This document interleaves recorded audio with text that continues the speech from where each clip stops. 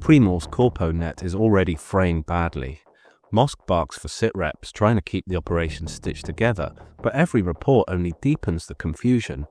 3 men, he exclaims at one point, I assume a reference to the depleted status of the squad who ran into Cassian and Luthen. Then he's talking about 2 heavily armed humans. What began as a simple arrest has become a blur of half-heard numbers and enemy phantoms. It's a panic. Mosk wants some air support, and in a moment I took a little while to decode. The squad leader takes the rifle from the guy who shot Tim and tells him to go and get the ship, referred to as a pod, in the air. At first it looks like either a punishment or a cooldown. Take the rifle from the guy whose blood is up before he gets twitchy and starts shooting other residents perhaps. But the order to hand over the rifle isn't really about tactics, it's resentment masquerading as discipline. And here's the irony, by any rulebook standard, the squaddie was right to do it. Tim had been warned, he was closing the gap, and in another heartbeat he'd have been on top of the squad leader. Procedure says you fire. The leader should have done it himself, but he hesitated. His underling didn't. The shot saved them, but it also exposed the hesitation, made the man in charge look like he'd lost his nerve. So the rifle is snatched away, the shooter dispatched alone to fetch air support. What's Brasso been up to?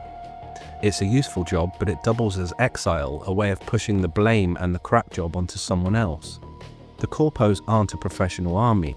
They don't share accountability. They cover ass. By immediately singling out the shooter as the one who went too far, he's already building his own defense. I tried to rein him in, I took his weapon, I sent him away. That's the corpo way. Even when the junior man does the job by the book, he'd still be hung out to dry if it makes his superior look weak. Syril offers nothing but nerves. His only contribution, we're just going to stand here, is not a plan but a complaint. Mosk seizes the chance to reassert himself, shouting about flanks and rifles, climbing onto a rooftop to play commander. Syril, in contrast, scurries into a shuttered building and pulls the door nearby closed, peering out like a child playing soldier. The 2 officers split in posture as well as purpose, one puffed up on a roof, the other shrinking into cover. And then comes the counterpoint, Maarva's voice, cutting cleanly through the din. Held in her own home, restrained by strangers, she defines the moment. That's what a reckoning sounds like. It's a masterstroke of calm defiance. The guards try to shut her up, but that only proves her power. She keeps going, warning them that the dread comes not with the banging, but with the silence that follows. When the clanging stops, everywhere at once, like the town is psychic, it's like a breath being held. The silence becomes more menacing than the noise ever was.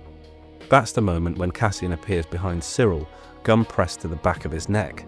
The hunted has slipped into the hunter's blind spot. It's not just Cassian turning the tables, it's Ferrix itself. The corpos are surrounded by a town they can't understand, and by a reckoning they can no longer control. The silence falls, Cassian moves, and suddenly Syril is the one in the trap. The officer who marched in with warrants is now trembling in a shuttered room, stammering out numbers at gunpoint. Luthen urges execution as casually as if he were calling another rule. I honestly think this is just Luthen having a laugh. He wants to see Syril poop himself. This will become really important later, but I'm convinced that Cassian never looks at Syril here. He sees a little of his profile as he turns, but he never really looks at him, and I don't think he cares to, even when he and Luthen decide to grab him for some nefarious purpose yet to be revealed. And even if he does look then, he won't bother to remember. He doesn't know this guy specifically has a hard-on for him. To Cassian, Syril is faceless, he's just another corpo drone. Pre-Mor's reckoning isn't just outside, it is here in miniature, the sound of a town becoming a weapon, the soldiers losing grip, and Syril reduced to a stammer at gunpoint.